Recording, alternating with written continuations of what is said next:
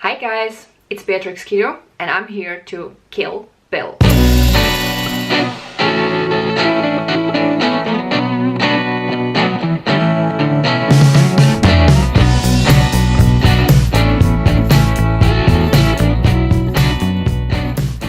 Hi guys, it's Lara. Thank you so much for watching and welcome back to my channel.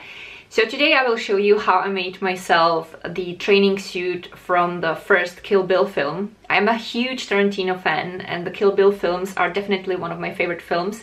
So it was only obvious that at some point I had to get it out of my system and to make myself this training suit because I think it's cool. And it's also a piece that I can wear after Halloween. So I will show you in today's video how I created the pattern and then how I made the suit. And if you want to know how I've done that, then please keep watching. Now let's have a look at my sketch of my Beatrix Kido costume first. So it consists of sweatpants and sweat jacket. It is a bit modified if you would compare it with the original training suit that Uma Thurman was wearing in the film. For example, she did not have any pockets on the jacket, but I have decided to add pockets because I will wear my suit also after Halloween, so feel free to leave them out.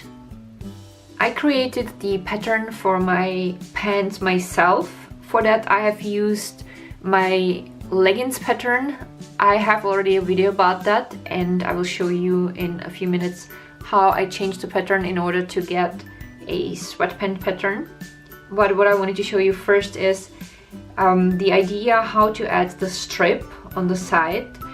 So when you have a sweatpants pattern, you can either sew the sides together first and then sew a strip of black fabric on the middle, on the seam, or cut back a piece on each side. I have decided to cut back 2 centimeters on each side. And then I made a 4 centimeters wide strip that I would sew between the pants parts, this is the back part and the front part.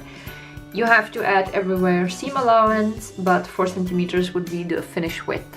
Now here is how I created the sweatpants pattern with the help of my jeggings pattern that I have created myself.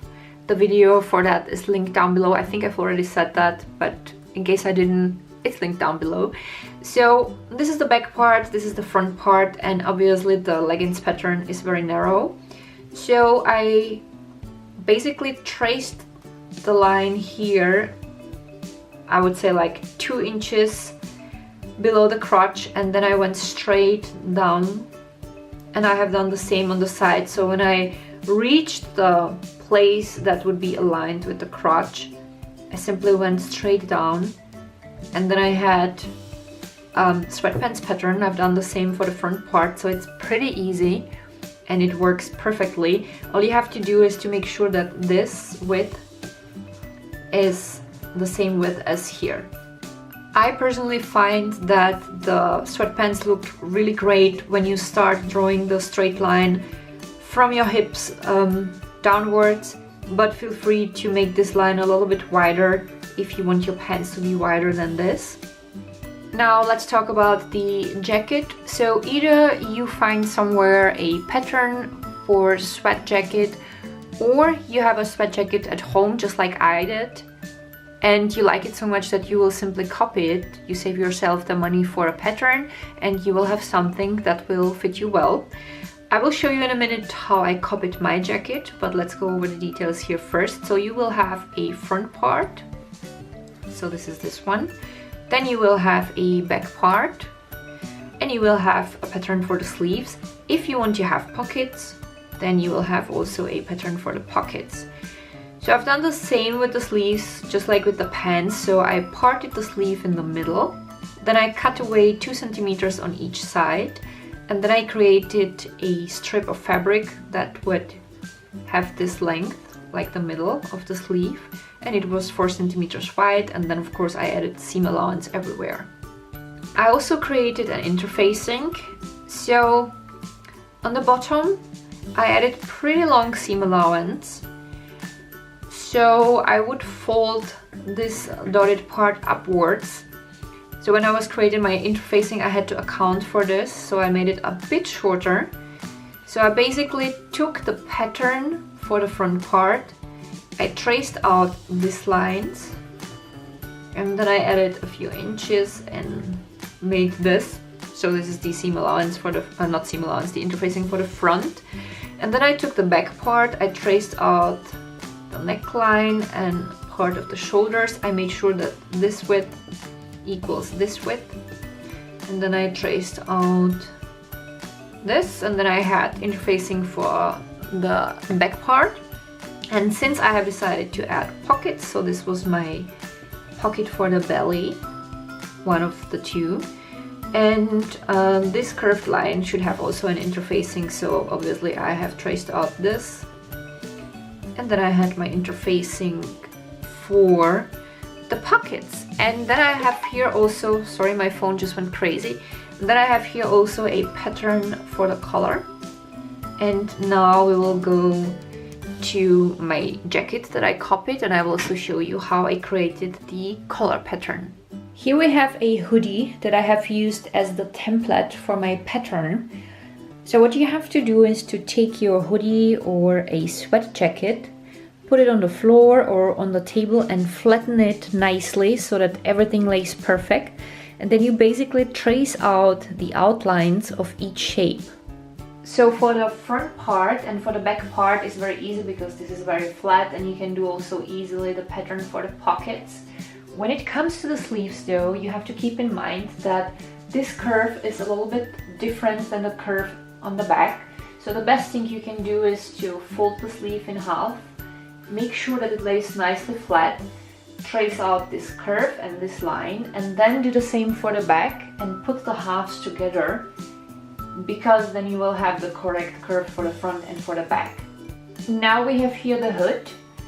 So I copied the hood because I am sure that in future I will make myself a sweat jacket like this also with the hood. But you can also use it in order to make the collar. So make sure that this shape is nicely flat and trace out the neckline and then make the shape of your collar. And that's pretty much it. You will need two pieces of this, and you will connect it with the interfacing inside and with the front and back part on the outside. Here we have the parts for my sweatpants, the back and the front part, the strip for the middle, and an elastic band. The procedure of making these sweatpants is exactly like sewing leggings, which I have already filmed a couple of times.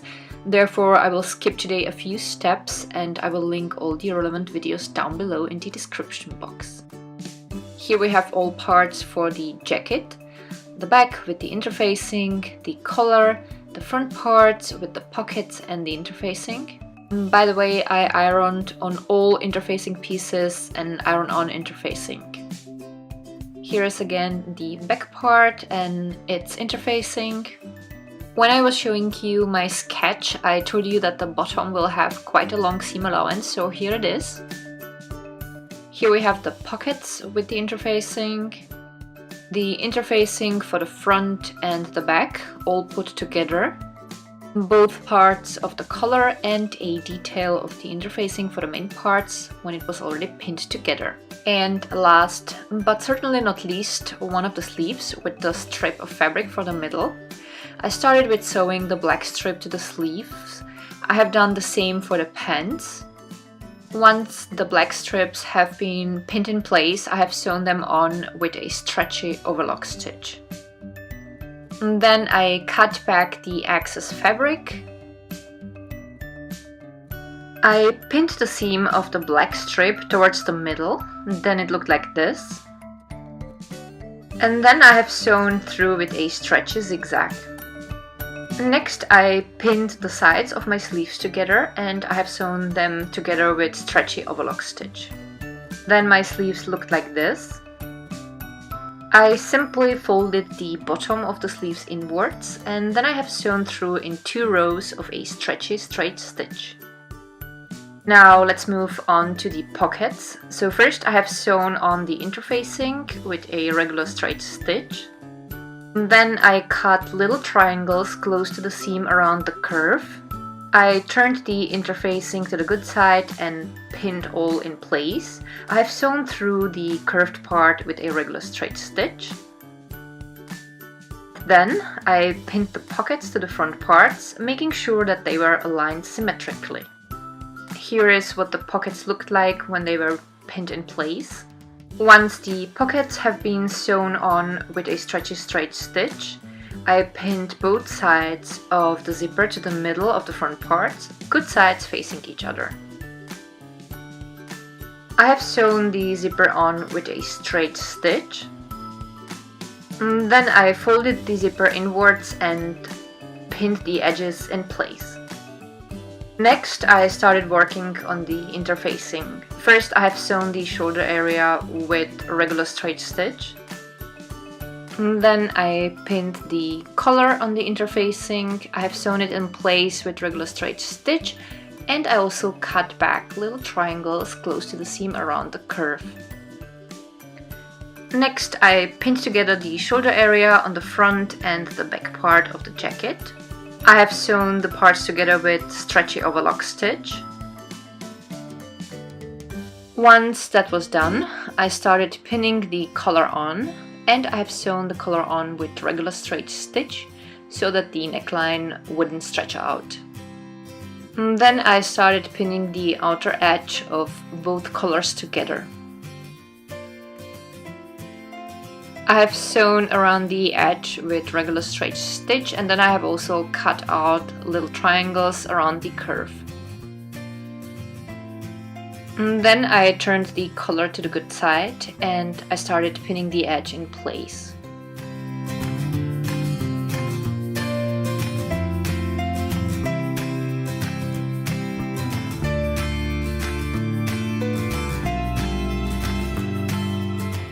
I also started aligning the interfacing with the middle of the front jacket parts. I made sure I kept a good distance from the zipper so that it wouldn't catch the fabric later.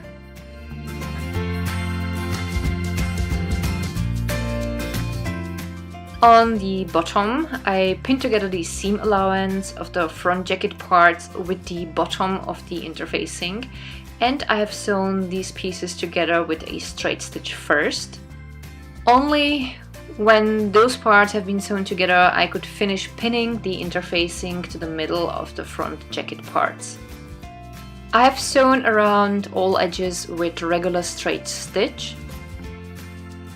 I have sewn the interfacing around its edges as well, because I find that it stays in place much better and it just looks much better when wearing my jacket. Then I pinned the jacket sides together, and I have sewn them together with stretchy overlock stitch, and I cut back any excess fabric as I always do. I folded the bottom of my jacket upwards and I have sewn it on in 2 rows of stretchy overlock stitch, and then it looked like this. Next, I pinned on the sleeves and I have sewn them on also with the stretchy overlock stitch, and I also cut back any excess fabric.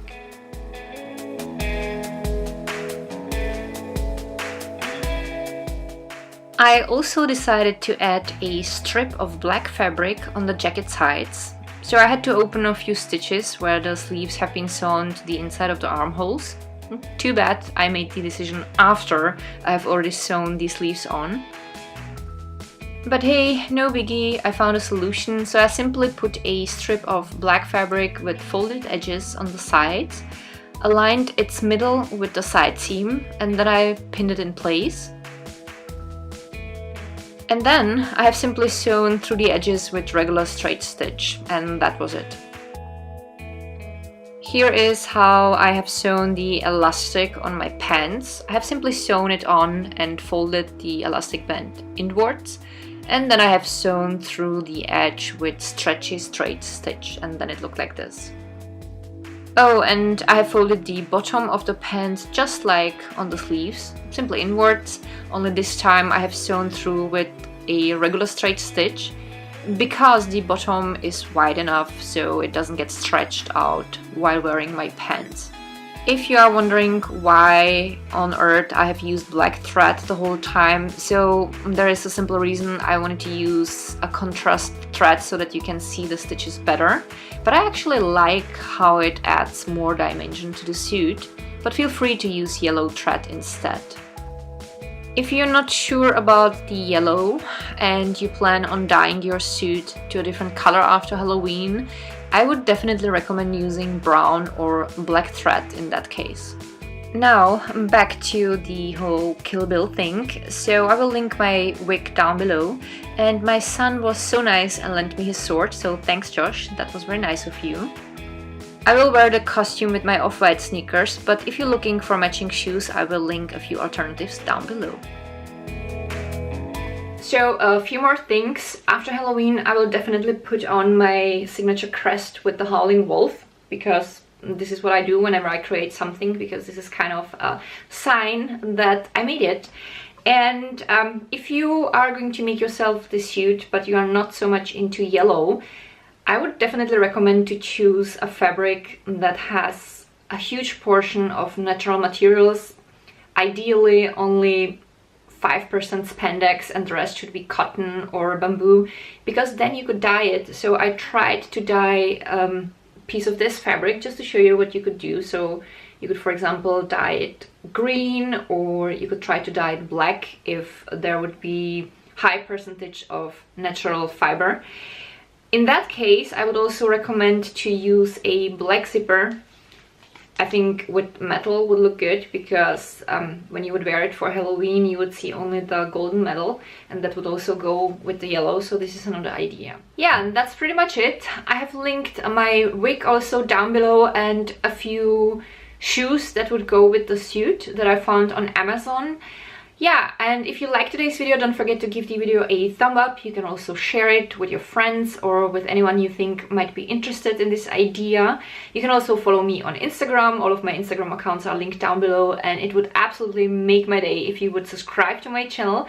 Thank you so much for watching. I love you guys so much, and I'm looking forward to create something else with you. So see you with the next video. Bye!